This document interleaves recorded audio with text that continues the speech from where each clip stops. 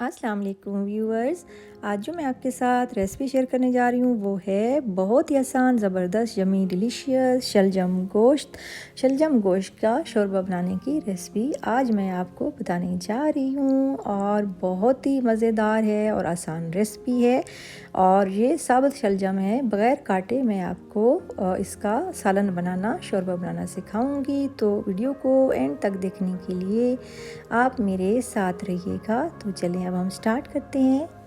एक अदद कुकर लिया है मैंने और उसके अंदर पौना कप जो है वो ऑयल का डाल दिया है। पौना कप, छोटा एक कप जो होता है वो वाला पौना कप मैंने इसके अंदर डाल दिया है।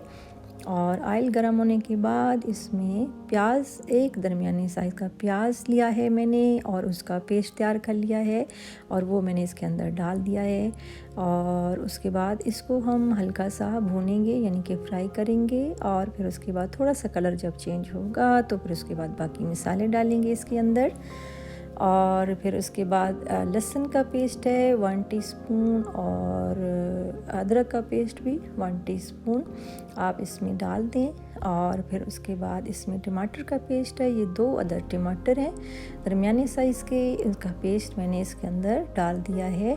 और फिर उसके बाद इसमें हल्दी 1 टीस्पून और इसमें डालेंगे नमक 1 टीस्पून और लाल मिर्च भी 1 टीस्पून। और उसके बाद इसको हमने भूनना है थोड़ा सा। फिर इसमें हमने गोश्त डाल देना है, मटन आधा किलो हड्डी वाला, आप कोई भी इस्तेमाल कर सकते हैं, पुट का और रान का, और जो भी आपको पसंद है।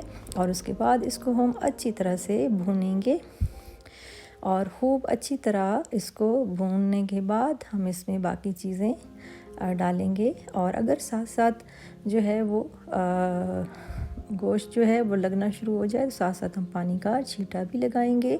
आंच जो है वो आपने दरमियानी रखनी है, लेकिन गोश्त को अच्छी तरह से आपने खूब भूनना है और साथ साथ पानी का छींटा भी लगाते रहें ताकि ये जल ना जाए। और फिर उसके बाद जो है फिर इसको भूनेंगे और खूब अच्छी तरह भूनने के बाद इसमें जो है ना, जब थोड़ा सा ऑयल निकलने शुरू हो जाएगा तो फिर उसके बाद हमने इसमें डाल देने हैं शलजम जो है वो मैंने लिए हैं, आधा किलो शलजम भी लिए हैं मैंने और आधा किलो गोश्त लिया था। और साबुत शलजम सिर्फ छिलका उतार के मैंने इसके अंदर डाल दिए हैं और इसको भी थोड़ा सा हमने भूनना है। और गोश्त को तो हम ऑलरेडी भून चुके हैं और मसाले, क्योंकि हमने इसका पेस्ट तैयार किया था तो इसलिए इसमें नज़र नहीं आएगा इंशाल्लाह। तो अब पानी हमने डाल दिया है, तकरीबन 3 गिलास के करीब पानी डाला है, क्योंकि हमने इसको शोरबा रखना है और इसके लिए हमें 3 गिलास पानी चाहिए। और प्रेशर हमने देना है इसको तकरीबन तेज़ आंच पे 10 से 15 मिनट के लिए। और फिर उसके बाद जो है वो हम चेक करेंगे, हमारा शोरबा बिल्कुल रेडी हो चुका है। और जब 1.5 गिलास पानी रह जाएगा तो हमने चूल्हा बंद कर देना है। और क्योंकि हमने थोड़ा थोड़ा शोरबा रखना है तो इसलिए चूल्हा बंद कर देंगे ताकि मज़ीद जो है ये ड्राई ना हो जाए। 1.5 से 2 गिलास पानी इसमें होना चाहिए शलजम के शोरबे के लिए। तो अब जो है वो शोरबा हमारा बिल्कुल रेडी हो चुका है। अब मैं इसके अंदर 1 टीस्पून के करीब जो है वो गरम मसाला डाल रही हूँ। और उसके अलावा नमक मिर्च जो है वो आप पर डिपेंड करता है कि कितना आप डालना चाहते हैं, पसंद करते हैं। गार्निशिंग कर लें हरा धनिया और हरी मिर्च की। और इसके अलावा नमक मिर्च जो है वो आपकी पसंद के मुताबिक जो आप पसंद करते हैं। खाना हमारा तैयार हो गया है, यानी कि शलजम गोश्त का शोरबा बिल्कुल रेडी हो चुका है। और अब मैं आपको एक बर्तन में निकाल के इसको दिखाती हूँ और फिर उसके बाद इसको सर्व करते हैं।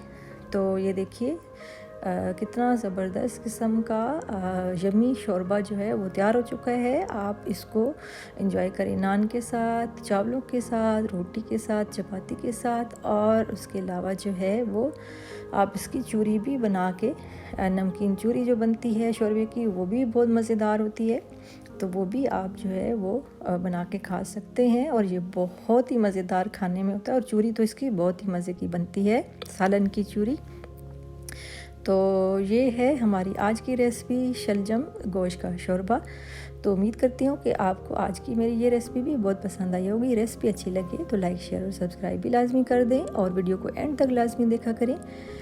ताकि मेरी जो मैं आपको रेसिपी से मुतल्लिक या कोई टिप्स देती हूँ तो आपसे मिस ना हो और आप उससे ज़्यादा से ज़्यादा फ़ायदा उठाएं। और बेल आइकन को भी लाजमी प्रेस कर दिया करें ताकि आपसे कोई भी जो है वो मिस ना हो मेरी रेसिपी और आप तक जल्द पहुंच सके और इसमें कोई भी आपकी मेहनत या एनर्जी वेस्ट नहीं होती, ना ही पैसे खर्च होते हैं। तो इसलिए बेल आइकन को लाजमी प्रेस कर दिया करें, ये बिल्कुल फ्री है।